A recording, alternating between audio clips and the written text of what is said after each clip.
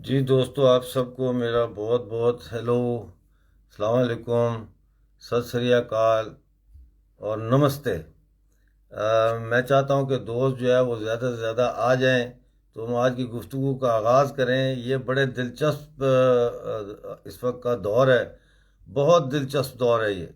और इस दौर में हम देख रहे हैं कि किस तरह से जो है वो पाकिस्तान किस तरह से अपने ही बोझ तले दबा चला जा रहा है और अपने ही अंजाम जो है हतमी अंजाम की तरफ इतनी स्पीड से बढ़ रहा है कि जिसका हिसाब नहीं। आप लोगों ने देखा कि किस तरह से इन्होंने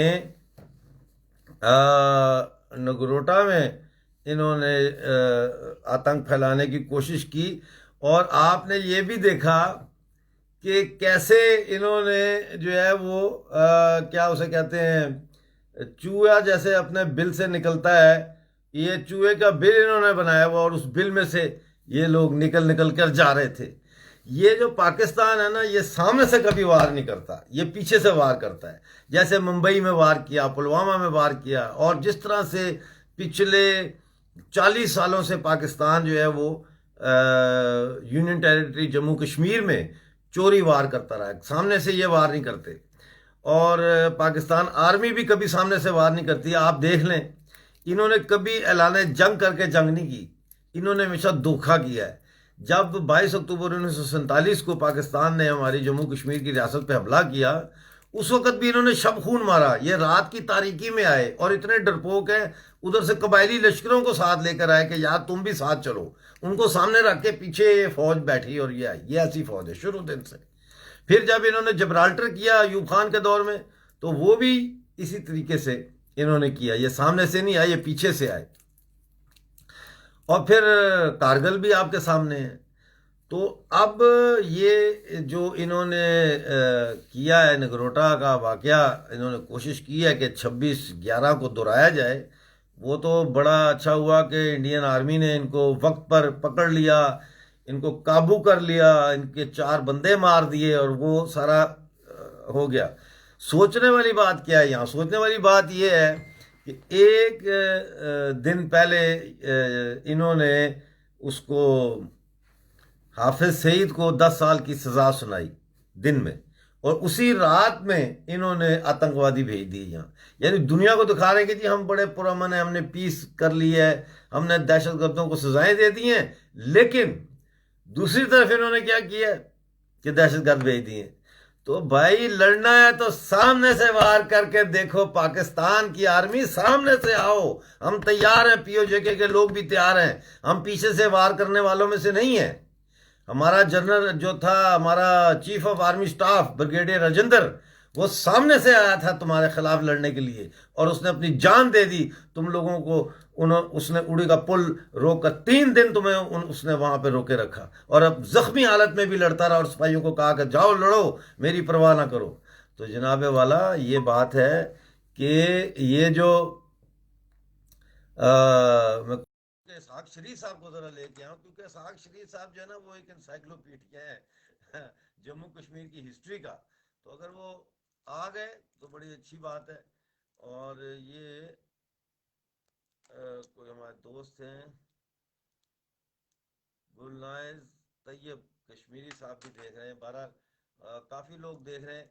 मैं चाहूँगा इसको आप ऑलरेडी जो है शेयर करना शुरू करें। अच्छा दोस्तों, साथियों, आपने आगे करना क्या है? देखो बात यह है कि मैं पीओजेके की भारत के साथ जो इलाक है उसका एक मैं हमायत करता हूँ, उसका मैं सपोर्टर हूँ। और मैं बबांगे दहल जो है, मैं ये कहता हूँ कि हमें जो है वो, अजय राव साहब thank you very much, thank you, कि हमें भारत का हिस्सा बनना चाहिए। अच्छा, इसमें अब मैं आपको थोड़ा सा जो है ना एक चीज समझाना चाहता हूँ। जिनको नहीं समझ, आप सब तो समझदार हैं, लेकिन जो नहीं समझते उनके लिए ये बात कर रहा हूं। देखो मेरी बात सुनो। सियासत में, पॉलिटिक्स में और रेवोल्यूशन में, ठीक है, 2 चीजें होती हैं। एक होता है जिसको हम कहते हैं कि फौरी फैसले करने, जल्दी फैसले करने की सलाहियत होना आप में। हालात जैसे जैसे तब्दील हो रहे होते हैं, अगर हालात तेजी से तब्दील हो रहे हैं मैदान जंग में, तो फिर मैदान जंग में जो फैसला करना होता है वो शख्स करता है जो मैदान जंग में फ्रंट लाइन पे लड़ रहा है। वो फिर इंतजार नहीं कर सकता कि मैं हेडक्वार्टर से पूछूं कि मैं इधर क्या करूं। उसने फिर उन हालात के मुताबिक फैसला करना होता है। दूसरी चीज होती है वाइज डिसीजंस। वाइज डिसीजन जो है ये नॉलेज की बुनियाद पे आते हैं कि ग्राउंड लेवल का आपका नॉलेज कितना है, आप जिस चीज के लिए लड़ रहे हैं उसका नॉलेज आपके पास कितना है। और फिर ये कि बजाय इसके कि हम एडहॉक बेसिस पे स्टेटस को बरकरार रखने के चक्कर में और रिस्क्स जो होते हैं खतरात उनसे डर कर हम कहें नहीं स्टेटस को ही ठीक है, जैसे चल रहा है ऐसे ही चलने दो, तो ये नहीं चलता ऐसे। आज की तारीख में दुनिया जब टेक्नोलॉजी में और साइंस में तरक्की कर रही है, लोगों के बच्चे यूनिवर्सिटियों से पढ़ पढ़ के निकल रहे हैं, लोग हॉलीडेज पे जाते हैं, लोगों के घरों में खुशी है। हमारे घरों में 24 घंटे ये मातम पड़ा होता है कि जी हम पाकिस्तान से हमारी कब जान छूटेगी, फलानी जगह पे फायरिंग हो गई है, फलाने बंदे को उठा के ले गए। ये कोई जिंदगी है? ये कोई जीना है? एग्जाइल में बैठे हुए। क्या आप समझते हैं कि यूरोप की एग्जाइल बड़ी ठंडी है? यूरोप की एग्जाइल से तकलीफ दे, मैं आपको बताऊं दुनिया की सबसे ज्यादा तकलीफ दे अगर कोई चीज है तो वो है जब आपको अपनी मर्जी के खिलाफ जबरन अपना गांव, अपना शहर, अपना वतन, अपना मुल्क छोड़ना पड़े। इससे ज्यादा तकलीफ दे बात नहीं है। और हम लोग एक नहीं है, दो नहीं है, लाखों की तादाद में तकरीबन 40 लाख लोग पीओजेके से और गिलगित बल्तिस्तान से पूरी दुनिया में धक्के खा रहे हैं, टैक्सियां चला रहे हैं, टेकवेज पे काम कर रहे हैं, माली बन गए, गार्डनर्स बन गए। वो बेशक अपने आप को लैंडस्केपर कहते हैं लेकिन है तो वो माली, मजदूर हैं, क्या कहते हैं, स्कैफोल्डिंग पे चढ़ते हैं, ये प्लस्तर करते हैं, इनको कार वॉशेस पे काम करते हैं। वो तो बहुत कम लोग हैं जो डॉक्टर हैं या कोई इंजीनियर है या कोई सॉलिसिटर है, लेकिन मेजोरिटी जो है वो तो वर्किंग क्लास बन गई है और कोई फ्यूचर नहीं है। हमारा क्या फ्यूचर है? हमारे लोग सुबह से शाम तक 12-12, 14-14 घंटे, बल्कि 16-16 घंटे तक की शिफ्टें करते हैं, ड्यूटियां करते हैं। वो अपने बच्चों को क्या हाफ टाइम देंगे? लिहाजा वो नस्ल भी हमारी तबाह हो रही। हमारे बच्चों को जब हम कहते हैं, जम्मू कश्मीर की बात करते हैं, तो कहते हैं डैड इज क्रेजी, और forget about it dad, F word use करते हैं। वो उनका कोई लेना देना ही नहीं रहा। इससे ज्यादा तकलीफ दे की क्या बात हो सकती है कि हमारी आंखों के सामने हमारी औलादें जो हैं वो अपनी शनाख्त खोती चली जा रही। लिहाजा हमें कुछ फैसले करने पड़ेंगे और वो फैसले जो है तकलीफ दे भी हो सकते हैं, और लेकिन वो फैसले जरूरी हैं। और वो फैसला ये है कि इस वक्त हमारे पास ऑप्शन क्या है। देखें, एक तो ऑप्शन आता है हमारे पास अक्सर कि नूर, हेलो, थैंक यू, और इंजीनियर राजत सिंबियाल साहब भी हैं। अच्छा, वो एक तो सिनेरियो ये है कि हमारी कुछ सियासी पार्टियां जो कहती हैं कि यूनाइटेड स्टेट्स ऑफ कश्मीर बनाया जाए। ठीक है, इसके अंदर, इस कॉन्सेप्ट के अंदर एक कॉन्ट्रडिक्शन है। और कॉन्ट्रडिक्शन ये है कि आप यूनाइटेड स्टेट्स ऑफ जब कश्मीर बनाते हैं तो इस ये कश्मीर सेंट्रिक पॉलिटिक्स है, और गिलगित बल्तिस्तान के लोग, लद्दाख के लोग, जम्मू के लोग कश्मीर सेंट्रिक पॉलिटिक्स में को तस्लीम नहीं करते, इसलिए कि उनकी अपनी हिस्ट्रीज हैं, उनकी अपनी तारीखें हैं जो उतनी ही पुरानी है जितनी पुरानी कश्मीर की तारीख है। उनकी अपनी जुबानें हैं, जिस तरह कश्मीरी जुबान है इस तरह बल्ती है, शिगर है, और बेशुमार जुबानें हैं। लद्दाख में बेशुमार जुबानें बोली जाती हैं, बल्ती जुबान है। और इसी तरह जम्मू में पहाड़ी है, गोजरी है, डोगरी है, बेशुमार जुबानें हैं। तो कल्चर ये आप किसी एक एक के उसमें आप नहीं डाल सकते किसी के कि जी यूनाइटेड स्टेट्स ऑफ कश्मीर। दूसरी बात यह है कि ये जो है 1947 वाली रियासत कभी भी बहाल नहीं होगी। ये मैं इसलिए नहीं कह रहा कि मैं नहीं चाहता कि वो बहाल हो, ये फैक्चुअल बात है कि दुनिया में जो तब्दीलियां आ चुकी हैं वो इतनी इरिवर्सिबल है कि आपने अगर ये करना है तो ये मुमकिन नहीं रहा। हाँ, मुमकिन क्या है? Politics is the art of possibilities, हमेशा मैं कहता हूँ। मुमकिन ये है कि हम लोग लद्दाख और जम्मू के साथ जुड़ जाएं। ये मुमकिन है। और ये कैसे मुमकिन है? ये ऐसे मुमकिन है कि हम अपने अंदर इतनी शक्ति पैदा करें, इतनी ताकत पैदा करें और इतना अभिनंदन पैदा करें कि हम ये कह सकें बहादुरी से कह सके, फख्र से कह सके कि हाँ हमारी चॉइस है, हमें ये choice United nation commission for India and Pakistan जो था उसने ये चॉइस दी हमें कि हम चाहें तो इंडिया के साथ जाएं, चाहे तो पाकिस्तान के साथ जाएं, तो पाकिस्तान के साथ जाना है। जो अफगानिस्तान की जेब काट आया है इमरान खान, यार आप वो फुल्ला, मैं कहता हूँ शर्म से डूब मरो पाकिस्तानियों, शर्म से डूब मरो कि तुम्हारा प्राइम मिनिस्टर जाके उन लोगों की जेब काट आया जिनकी पूरी दुनिया इमदाद कर रही है, सब पूरी दुनिया से वो इमदाद ले रहे हैं, ये उनकी जाके जेब काट है। दहशतगर्दी का अड्डा पूरी दुनिया में पाकिस्तान की वजह शोहरत क्या है आप सब जानते हैं, पूरी दुनिया में पाकिस्तान की वजह शोहरत है कि ये they manufacture terrorist and then they export terrorist, और किराए पे देते हैं टेररिस्ट। अभी इन्होंने किराए पे दिए टेररिस्ट वहां अजरबैजान वालों को, तुर्की ने इनको तनख्वाहें दी हैं, फी टेररिस्ट 1200 से 1500 डॉलर महीना दिया है उनको, 300 टेररिस्ट भेजे इन्होंने यहाँ से अजरबैजान। तो इस मुल्क से हमने क्या लेना देना है यार, जहाँ पे कोई बात करता है तो उसको कादियानी कह के मार देते हैं, उसको तौहीन रसालत कह के मार देते हैं, उसको जो है वो कहते हैं कि ये नजरिया पाकिस्तान के खिलाफ है, उसको जेल में बंद कर देते हैं। नहीं, हम इंडिया के साथ जाना हमें फायदा है।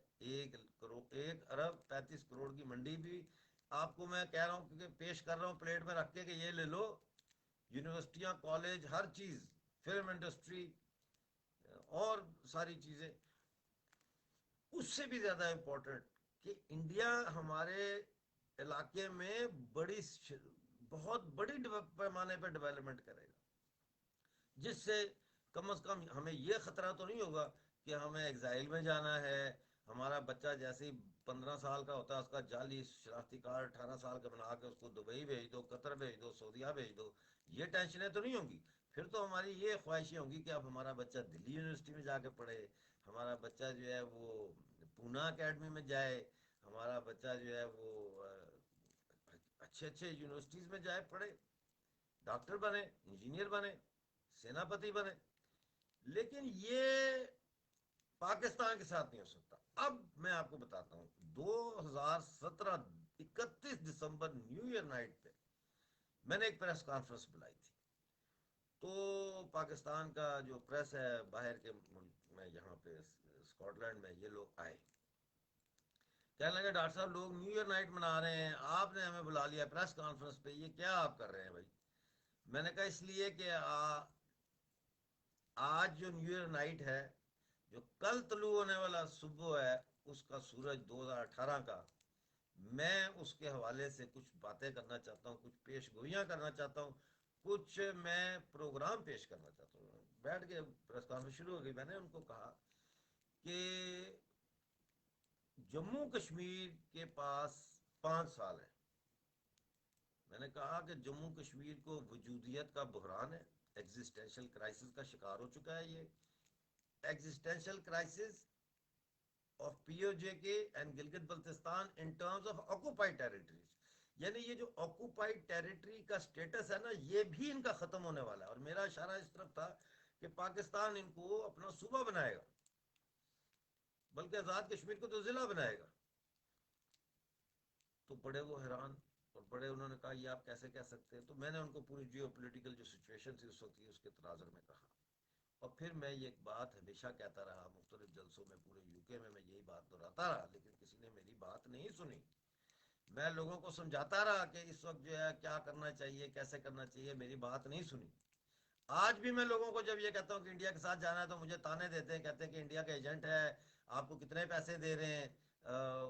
कुछ लोग ये कहते हैं कि हमें हम लेट अस होप के आपको जो पैसे वो दे रहे हैं वो वर्थ है इस चीज़ की कि आपने साइड चेंज कर ली। यार कोई अकल की बात किया करें आप लोग, खुदा का वास्ता है, मेरी बातों का सियासी जवाब दें। ये क्या आप लोग फजूल बातें शुरू कर देते हैं, ये गलत बयानी है और गलत बात है। आप मुझे साबित करके बताएं कि आपके पास कौन सा रोड मैप है जिस रोड मैप से आप कश्मीर की वहदत को बहाल करना चाहते हैं। आप फुदू बना रहे हैं लोगों को, आप बेवकूफ बना रहे हैं लोगों को। आपने अपनी दुकानदारी लगाई हुई है ये कह कह के कि वहदत बहाल होगी, कश्मीर खुद मुख्तार कश्मीर, रियासत आज़ाद होगी, रियासत को ये करेंगे। रियासत नहीं हो सकती, रियासत का मुआहदा हो चुका है इंडिया के साथ। महाराजा हरी सिंह ने 26 को साइन किए, माउंट बैटन ने 27 को साइन किए। हमारा फैसला हो चुका है। ये तो पाकिस्तान है जिसने हमारे ऊपर हमला करके हमारे इलाके पे कब्जा किया, और आज तक वो कब्जा जारी है, और हमारी कोई डेवलपमेंट नहीं, कुछ नहीं। हम तो गुलाम हैं। हम देखो यार, आप गिलगित बल्तिस्तान इतना खूबसूरत है, 5 दिन हो गए वहां मुजाहरे हो रहे हैं। आज सुबह टायर जलाए हैं, पता नहीं गाड़ी भी जलाई है कोई, और सारा धुआं धुआं कर दिया है। क्या हमारी नौजवान नस्ल जो है वो इस काम के लिए रह गई है कि हम टायर जलाएं, हमारी नौजवान नस्ल गाड़ियों को आग लगाए? एक वोट का हक आपने नहीं दिया हमें, और आप बातें करते हैं कि आप हमारा सूबा बना के पता नहीं 400 अरब की इन्वेस्टमेंट करेंगे। आपने हमें बेच दिया, और मैं आपको बताता हूँ कैसे बेचा। बुरा ना मनाइएगा, ख्वातीन भी हो सकता है यहाँ हो, मैं कोई वो सेक्सिस्ट नहीं हूँ, लेकिन एक मिसाल मेरे जहन में आई है, वो मैं शेयर करता हूँ। अगर आपको अच्छी ना लगे तो आप मुझे कमेंट्स में क्रिटिसाइज कर सकते हैं, मैं अपोलोजाइज पहले ही कर रहा हूँ। देखो, ये वही बात है कि एक आदमी बाहर जाए और बाहर से जाके एक प्रोस्टिट्यूट को ले आए कि भाई आज रात तुमने मेरे साथ गुजारनी है। तो वो औरत बेचारी कहती है ठीक है, वो पैसे ले के तय जो पैसे होते हैं वो करके आ जाती है, एक ग्राहक के पैसे। लेकिन जब वो औरत को लेकर घर आता है तो आगे 9 आदमी और तैयार खड़े होते हैं उसके ऊपर। समझ आई ना? तो हम लोगों के साथ ये हुआ।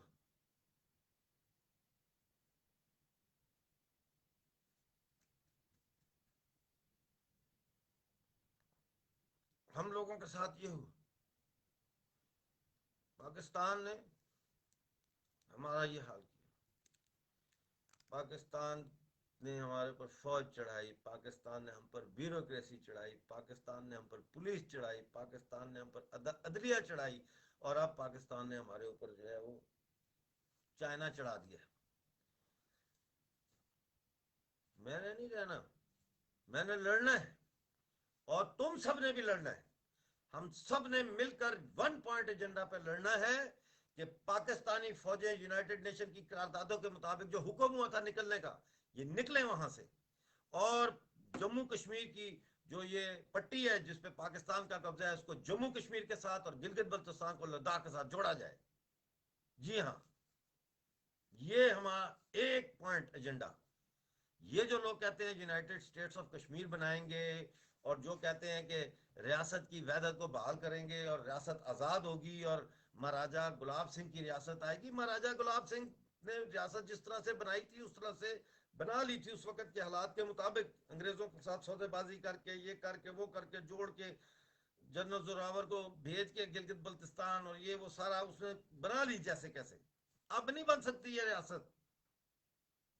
अब जो रियासत है इतनी बड़ी, बेवकूफो, हिंदुस्तान की रियासत जो कश्मीर की रियासत से 20 गुना बड़ी है, उसका हिस्सा बनो। इसके सिवाय कोई चारा नहीं। मुझे ये कहते हुए कोई आर नहीं है कि पाकिस्तान इस वक्त फंस गया है। पाकिस्तान ने पूरी नीलम की बेल्ट में गन्ने लगाई हुई हैं, हमारे घरों के अंदर, हमारे सेनों में उन्होंने तोपें लगा दी हैं। इन बेगैरतों ने तोपें लगा दी हैं। इनको जूते मार के निकालो वहां से, इनको जूते मार के निकालें। और मैं आपको बताऊंगा उस वक्त जब मैं आपको बताऊं, आप लोग ये जितना बॉर्डर का इलाका खाली करके आप लोग लॉन्ग मार्च करके दूर चले जाएं, पिंडी चले जाएं, हट जाएं बॉर्डर के एरियो से। इसलिए कि भारत की फौज आएगी, भारत की फौज को आना पड़ेगा, क्योंकि ये भारत की फौज का वादा है हमारे अवाम के साथ, ये भारत की फौज का वादा है हमारे लोगों के साथ कि हम तुम्हारी रक्षा के लिए आएंगे। और वो आए थे, लेकिन शेख अब्दुल्ला और नेहरू और माउंट बैटन ने सीज फायर करवा के हमारा देश तोड़ा। वो अनफिनिश्ड एजेंडा जो पार्टीशन का कहते हैं ना कश्मीर, वो अनफिनिश्ड एजेंडा ये है कि भारतीय सेना को आना पड़ेगा हमें छुड़ाने के लिए। और मैं कह रहा हूं कि भारतीय सेना में जो मुसलमान हैं, उन मुसलमान जो फौजी हैं, वो कैसे चैन की नींद सो रहे हैं कि उनके दूसरे मुसलमान जो है वो पीओजे के और गिलगित बल्तिस्तान में जो है वो उनका गुलामों से भी बदतर हाल है। उनका वो हमें यरगमाल में रखा हुआ है। उन्होंने हमारे दरियाओं का रुख बदल दिया है, हमारे दरियाओं पे डैम बन रहे हैं, हमारी जमीनों के ऊपर चीनियों का कब्जा हो गया है।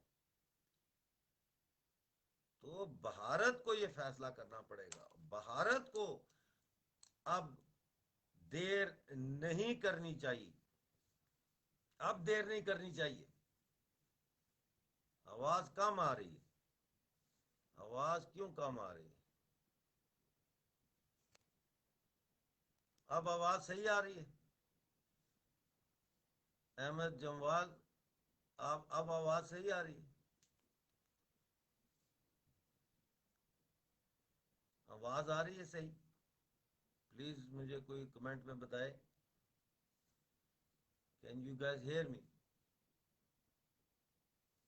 आवाज आ रही है?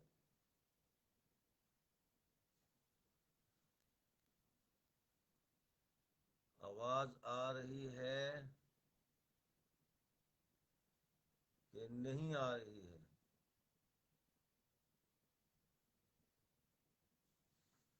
शकूर साहब, आवाज सही आ रही है? पहले अहमद जमाल शाह चले गए हैं। दानिश मजीद, आपको आवाज सही आ रही है?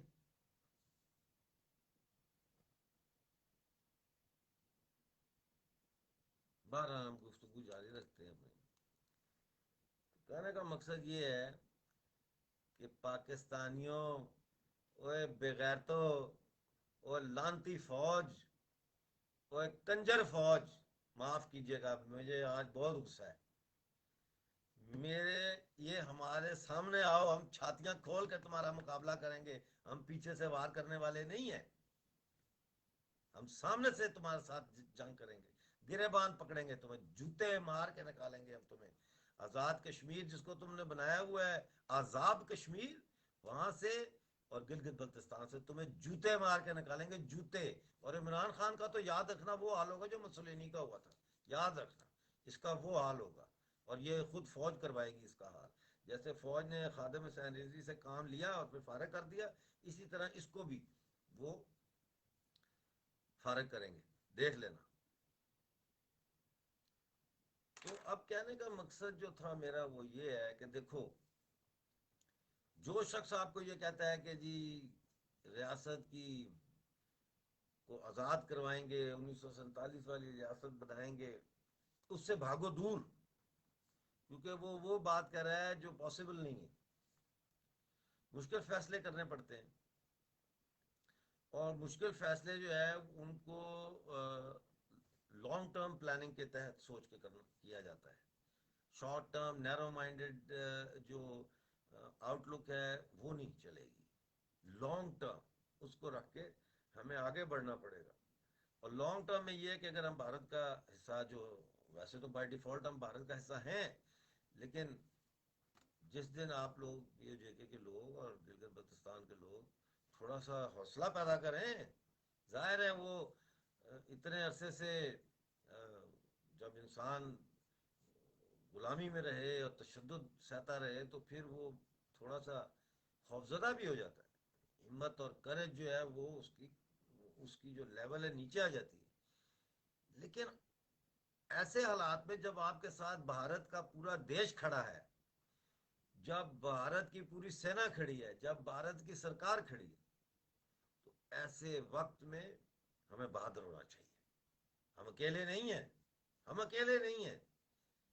मोदी सरकार जो है वो हमारे साथ है, अमित शाह हमारे साथ है, अजय डोभाल हमारे साथ है, ये भारत की सेना पूरी की पूरी हमारे साथ है, जम्मू के लोग हमारे साथ हैं, लद्दाख ये हमारे साथ हैं, और पूरे हिंदुस्तान के लोग हमारे साथ हैं।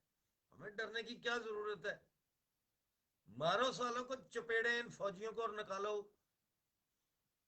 तो अब बात आ जाती है कि हमने आगे कैसे बढ़ना है। हमने आगे ऐसे बढ़ना है कि हमने अब एक तहरीक शुरू कर रही है, जो तहरीक होगी मिलाप तहरीक।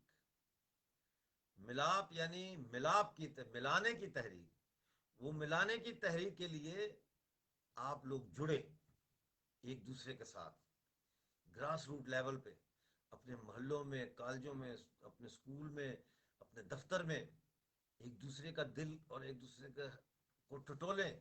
आपको बेशुमार लोग ऐसे मिलेंगे जो आपके साथ इत्तेफाक करेंगे, बेशुमार ऐसे लोग मिलेंगे जो आप आपका साथ देने के लिए राजी हो जाएंगे, क्योंकि वो भी तंग है, सब तंग है। ख्वातीन, और ख्वातीन का याद रखें कि जिस तहरीक में, जिस जदोजहद में क्यादत ख्वातीन के हाथ में ना हो, वो कभी भी कामयाब नहीं होती। पाकिस्तान ठीक है जैसे तैसे भी बना, हम तो पाकिस्तान के बनने के भी हक में नहीं थे, लेकिन मोहम्मद अली जहाँ की बहन मोहम्मद अली के साथ, जना के साथ थी। भुट्टो की अगर आज लेगेसी को कोई लेके चल रहा था तो बेनजीर भुट्टो थी। आज नवाज शरीफ की लेगेसी को कोई लेके चल रहा है तो मरियम नवाज है। लोग मरियम नवाज की वजह से जलसों में आते हैं, बाकी भी हैं, लेकिन मेन मरियम नवाज का उसमें आंसर है। इसी तरह आप फ्रेंच रेवोल्यूशन को देखें, उसमें भी औरतें निकली तो इनकलाब आया। चाइनीज रेवोल्यूशन में भी ये था। बॉल्शेविक रेवोल्यूशन में औरतों ने ब्रेड एंड बटर के लिए जो है मुजाहरे शुरू किए। तेहरान में जो ईरान का इनकलाब आया, वो भी तेहरान की कच्ची बस्तियों की औरतों ने मुजाहरे शुरू किए, जहां से वो फैल के पड़े। तो ख्वातीन को निकालना बहुत जरूरी है। और हमें अब जो है वो